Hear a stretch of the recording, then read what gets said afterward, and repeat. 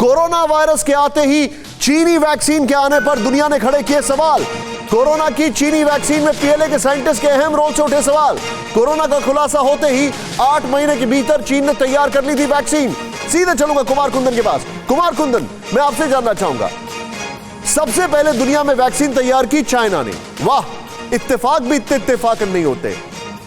WHO को, world health organisation ने कहा कि आप जाके इन्वेस्टिगेशन करें।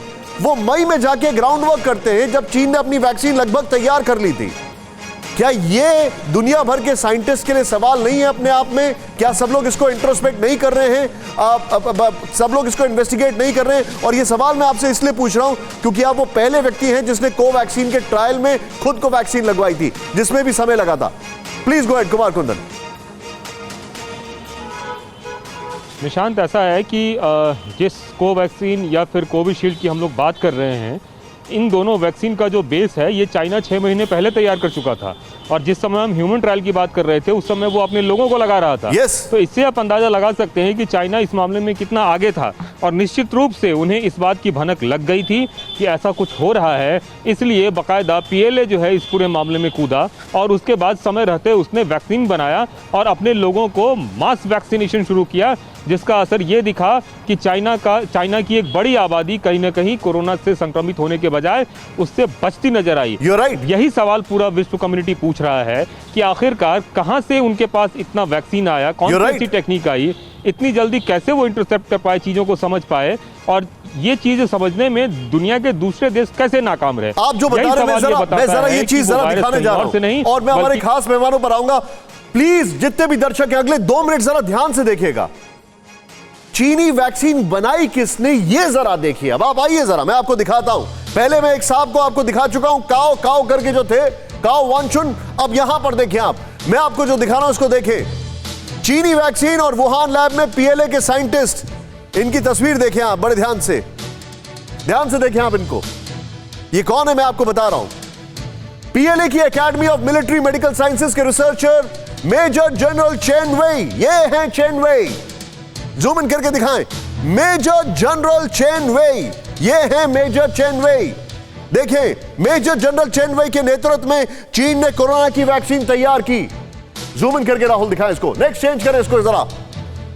मेजर जनरल चेन वेई के साथ सरकारी एजेंसियां, यूनिवर्सिटी और दवा कंपनी कैंसिनो बायोलॉजिक्स, ये राहुल प्लीज जूम इन करें, ने मिलकर वैक्सीन बनाई।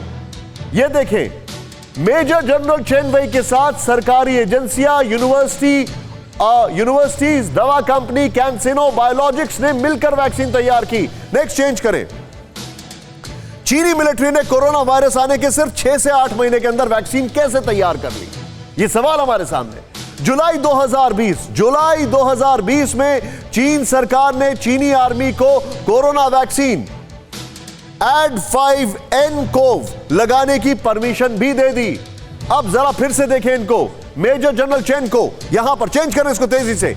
मेजर जनरल चेन और उनकी टीम के लोगों को सबसे पहले वैक्सीन लगाई गई। पीएलए ने 2015 से ही अपनी मिलिट्री को मॉडर्नाइज करने के लिए तेजी से साइंटिस्ट की बहाली शुरू की। मैं जाऊंगा, अब मैं सीधे चलूंगा डॉक्टर रवि मलिक के पास, डॉक्टर वली के पास। सबसे पहले डॉक्टर रवि मलिक सर, एक सवाल जो मैंने आपसे कई बार इस शो में पूछा कि सर चाइना में वापस क्यों नहीं आया कोरोना। मैंने आपसे बार बार पूछा कि चाइना में क्या वजह है कि वो लोग फिर से बच गए, और मेरे को शर्म आती है सोचकर और अपने ऊपर कि मैंने क्यों अपने गेस्ट से यह सवाल पूछा जब इतना बड़ा फैक्ट हमारे सामने है कि भाई उन्होंने तो वैक्सीन 6 महीने में तैयार ही कर ली पहले ही। आप सोचिए, इमेजिन करिए, क्या इससे कोई साजिश की बू नहीं आती सर? निशांत जी, बहुत अच्छा आपने प्रोग्राम किया है और मैं आपको मुबारक दूंगा। इतने बोल्ड जो आपने इशू उठाया, जो कि लोगों के मन के अंदर बुलबुला रहा है, पिछले 1 साल से आपने बोल्डली उसको बाहर लाया। कुछ चीजें मैं बताना चाहूंगा जो बड़ी इंपॉर्टेंट है, जो चाइना का कंडक्ट शो करती है। नंबर 1, आर्मी एक नेशनल इंस्टीट्यूट ऑफ वायरोलॉजी, जैसे हमारा नेशनल इंस्टीट्यूट ऑफ वायरोलॉजी, उसका आर्मी से क्या लेना देना। नंबर 1। नंबर 2, वो कहते हैं बैट से बीमारी आई थी। मैं आपको बता दूं, वुहान से जो ये बैट्स हैं वो 1500 किलोमीटर दूर के प्राणी हैं ये, और ये 50 किलोमीटर से ज्यादा नहीं उड़ते। मैं आपको मेडिकल फैक्ट्स बता रहा हूं जिसको सिलसिलेवार तरीके से आप इनको fascinating sir, please go ahead. जब तक कि आप बैट को वहां से उठा के इधर आके रिसर्चेस नहीं करेंगे उसके ऊपर, वो बैट वहां नहीं आने वाला। 1500 किलोमीटर दूर वो बैट है, और इस तरह के जो फ्लाइंग फॉक्स है उसकी जो मार है वो केवल 50 किलोमीटर वो उड़ सकता है, इससे ज्यादा नहीं उड़ सकता। तीसरी चीज, उसके बाद में आप पारदर्शिता के साथ में, आपकी बात बिल्कुल ठीक है, अगर ये ईरान होता we would have bulldozed in the labs of Iran, जिस तरह पिछली तरह से किया था, या कोई और कंट्री होती we would have bulldozed in the country. यहां पर आपने WHO को आने नहीं दिया। WHO गया भी तो उसको पारदर्शिता के साथ में सारी चीजें की एक्सेसिबिलिटी नहीं रही। अब अगर कोई एक्सेसिबल होकर 15 महीने के बाद वहां जाएगा, मुझे नहीं लगता वहां पे कुछ मिलेगा, वहां पे सब कुछ साफ हो चुका होगा। तीसरी चीज जो सबसे इंपॉर्टेंट है, जो आज तक समझ नहीं आई है, आपको मैं बताऊं, स्पेनिश फ्लू यूएसए से शुरू हुआ था। यूएसए में इतने लोगों की मृत्यु हुई थी स्पेनिश फ्लू में। ये चाइना से शुरू हुआ, तो चाइना में कोई भी चीज, हर चीज कर्टन के पीछे है। इन्होंने वैक्सीन कैसे डेवलप करी, इन्होंने एकदम से कंट्रोल कैसे कर लिया, इन्होंने रिसर्च क्या की आगे, कोई किसी किस्म की पारदर्शिता नहीं है। हिंदुस्तान में छोटी सी भी रिसर्च होती है, यूएसए में होती है, बाहर आ जाती है। अब जब सवालिया निशान उठाए जा रहे हैं, कोई व्यक्ति साधारण नहीं सवालिया निशान उठा रहा, 5 सेक्रेटरी ऑफ यूएस से विद एविडेंस वो कह रहा है कि ये यहां से लीक हुआ है, डेलिब्रेट हुआ है, that is a different situation, लेकिन ये यहां से पनपा है वायरस। उसके बाद यूके का वैक्सीन मिनिस्टर कह रहा है, ये कोई ऑर्डिनरी लोग नहीं कह रहे हैं, और 190 कंट्रीज हैं जिनमें से कि कुछ लोग कह पा रहे हैं, कुछ नहीं कह रहे हैं कि ये सब यहीं से आया है। तो मैं समझता हूं कि जब इतना बड़ा आरोप किसी देश के ऊपर लग रहा है, तो उनको लैब्स खोल देने चाहिए, दिखा देने चाहिए। अगर वो लैब नहीं खोल रहे हैं, पारदर्शिता के साथ नहीं दिखा रहे हैं, तो it has volumes to speak about. Sir, lab में से तो डेटा चोरी हो गया, उन्होंने ये क्लेम किया। और निशान जी, एक चीज बताऊं, डेटा चोरी हो गया, अब कोई जाएगा भी तो वहां से कुछ नहीं मिलेगा। और एक चीज और बताऊं, हमें बायोलॉजिकल वॉर जो है, बायो टेररिज्म जो है, it is more dangerous than nuclear terrorism. Sir, I am coming to it. तो आप you will be stunned, Ravi sir, मैं आपको जो बताने वाला हूं, you will be stunned. Doctor वली, पीटर डज़ैक, मतलब Peter Daszak EcoHealth alliance के जो फाउंडर हैं, इंग्लैंड के रहने वाले हैं, वो इतने महान आदमी हैं कि उन्होंने बकायदा, उनकी इको हेल्थ अलायंस ने इस लैब को फंड किया, बकायदा WHO के साथ वो खुद ही इन्वेस्टिगेशन करने जाते हैं और ग्रीन चिट भी दे देते हैं, और बकायदा वही लैंडसेट में एक आर्टिकल लिखवाते हैं फंड करवा के कि देखिए ये इसकी पॉसिबिलिटी बहुत कम है कि लैब से लीक हुआ है। मैं आपसे एक चीज जानना चाह रहा हूं डॉक्टर साहब जी, मैं ये सारे नाम क्यों थ्रो कर रहा हूं?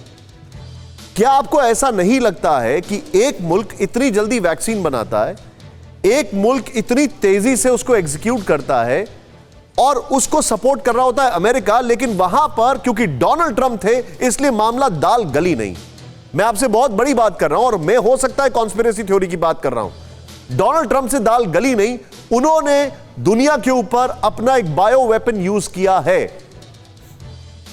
बिल्कुल निशान जी, मैं आपकी बहादुरी को मैं भी सलाम करता हूं, और मैं बहुत छोटी सी बात से आपके इस सारे प्रोग्राम को मैं एकदम से समरी बना दूंगा। जब पहले 3 केसेस आए थे लैब में वुहान में, तो ये शी जिंगली वुहान के करीब एक मीटिंग अटेंड कर रही थी एकेडमिक, और वहां से इनके बॉस का इनको मैसेज गया था कि हमारे यहाँ कोई नया वायरस आ गया है, तुम्हारी जरूरत है लैब को, वी नीड यू। और जैसे ही वो मैसेज शी जिंगली के पास गया, तो शी जिंगली का जो फर्स्ट हैंड रिएक्शन था, फर्स्ट हैंड, जो कि बिल्कुल सच्चाई होती है, जैसे मेरे को कुछ एकदम से रिएक्शन देना होता है तो एकदम से मैं कहूंगा, तो शी जिंगली ने ये मैसेज सुनते ही ये कहा कि could it have been leaked from my lab, this was her word. अभी भी नेट पे पड़े यूं हटाए नहीं गए, क्योंकि एक सच्चाई है। तो चाइना के डॉक्टर वली, मेरे को एक चीज बताइए, डॉक्टर वली, आपने वो दौर देखा है, मुझे एक चीज बताइए। मैं आपसे सीधा डायरेक्ट सवाल पूछा, और ये शो का बड़ा सवाल है। 2002 और 3 में जब सार्स वायरस लीक हुआ, 300 से ज्यादा, बल्कि शायद 500 से ज्यादा लोगों की मौत हुई चीन में, 3,500 लोग अफेक्टेड हुए, इन्होंने तब उसको छोड़ कैसे दिया? Why did they spare them? नहीं, बिल्कुल नहीं, इनके पास पूरा ज्ञान है, आज भी पूरा ज्ञान है, टीके का पूरा ज्ञान है। कैसे, मैं तो बार बार प्रोग्रामों में कह रहा हूं कि इस समय चाइना के पास समय है अभी भी कि दुनिया से आके सॉरी बोले और ये कहे कि ये लो भैया, इसका इलाज हमने छुपा के रखा हुआ था अभी तक, ये इसका वैक्सीन था, ये इसका जीनोम था, ये इसका इलाज था, अब आप सब अपनी जान बचा लीजिए और आगे हम ऐसी लीकेज नहीं होने देंगे। ये एक्सीडेंट हो सकता है, ये ठीक बात है, बट एक्सीडेंट को छुपाना उससे बड़ी गलती है।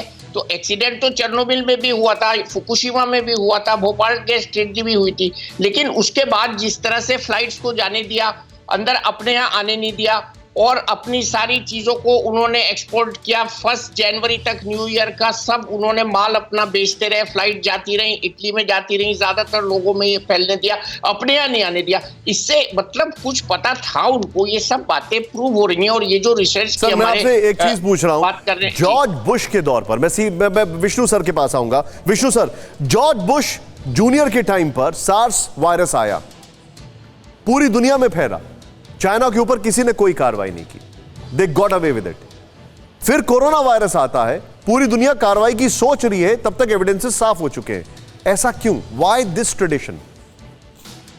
निशांत जी, जो मुझे पता है और ये एस्टेब्लिश भी है कि दुनिया भर के और खासतौर पे अमेरिका के और जो विकसित देश हैं, इनके वीरोलॉजिस्ट चीन के वीरोलॉजिस्ट के साथ सहयोग हिस्टोरिकली करते रहे हैं। इंफॉर्मेशन एक्सचेंज होता रहा है, वायरसेस भेजे गए हैं, इनको एनरिच किया गया है, एक्सपेरिमेंटेशन की गई है। अच्छा, ये कहने को तो ये है कि ये मेडिकल पर्पसेस के लिए है और इसलिए एक्सचेंज हो रहा है, पर डुअल यूज का सबको पता है। जो आप कह रहे थे कि वुहान लैब में क्यों मिलिट्री का ऑपरेशन हो रहा है, it was not a military establishment, इसलिए कि डुअल यूज का जो कार्रवाई है उसके बारे में खुफिया तौर पे काम होता है। और अगर आपका कुछ दाल में कुछ काला है, आपका नाम भी आ सकता है, तो आप फिर उससे डर जाते हैं। तो यही कारण समझ आता है। मतलब आप जो बता रहे हैं इसमें सब इन्वॉल्व है। फिक्र आपकी, सोमवार से शुक्रवार रात 9 बजे सिर्फ TV9 भारतवर्ष पर।